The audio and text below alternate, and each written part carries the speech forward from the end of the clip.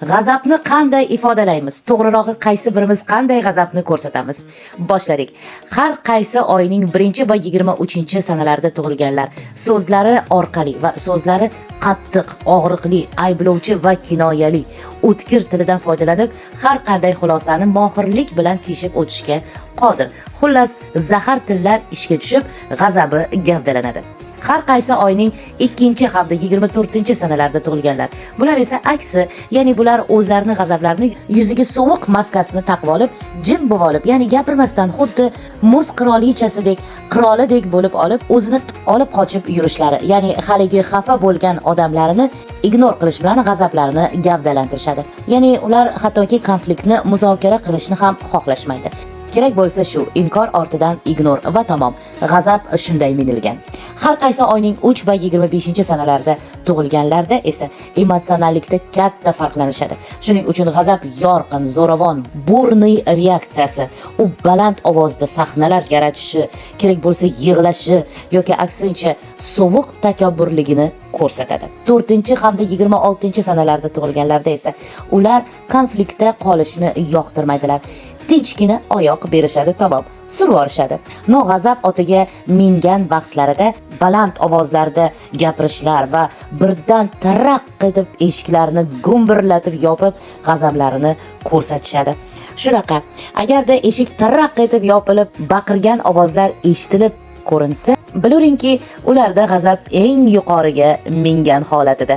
Agar sekingina survorishsa, bilingki, g'azab otiga minishgan, lekin hali ham o'zlarini boshqara olish holatlarida. Har qaysi oyning 5 va 27 sanalarida tug'ilganlar esa ular kerak bo'lsa shafqatsizlarcha tanqid qilishadi va qattiq nasihatlar va ma'ruzalar qilishadi. To'g'ri yo'liga turib olsin deya o'sha kimdan g'azablanishayotgan bo'lsa, o'shanga gapirib olishadi. Ba'zan gapirmay aloqani uzib olishligi ham mumkin, lekin tanqidi baribir bo'ladi. Har qaysi oyning 6 va 28 sanalarida tug'ilganlar bu odamlar g'azablarini faqatgina qasos orqali to'liq tushira olishligi mumkin. Ularni devizi ham bor. Qasdimni olaman, shoshmay tur, hali kuningni ko'rsataman deyshadi. Va ketdi shu bilan.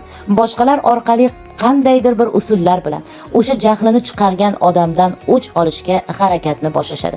G'azab faqat qaytarishga qaratilgan. Ya'ni toki qasdlarini olmaguncha ularning g'azabi tushishi juda ham qiyin.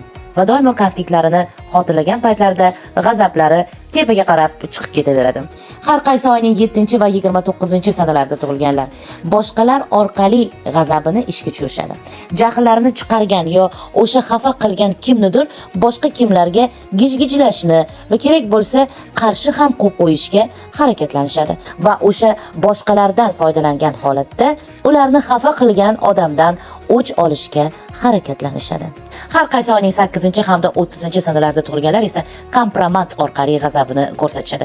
Jahlini chiqargan, xafa qilgan odamni o'sha odam haqida uni murosaga keltiruvchi turli ma'lumotlar, informatsiyalar yig'ib, o'sha kompromatlar orqali harakatlanishadi. Shunday g'azablari ko'rsatiladi. Har qaysi oyning 9 hamda 31 sanalarida tug'ilganlar esa intellektual takabburlik orqali ishga tushadi. O'zini ko'rsatish va uni jahlini chiqargan odam ustidan kulish, kamsitish, masxara qilish kabi qiliqlar bilan g'azabini ishlatishadi. Ya'ni ularni xafa qilgan odamni ustidan masxara qilishadi, kulishadi, kamsitishadi va shu holatda ular biluringki, g'azabda bo'lgan holatlaridir.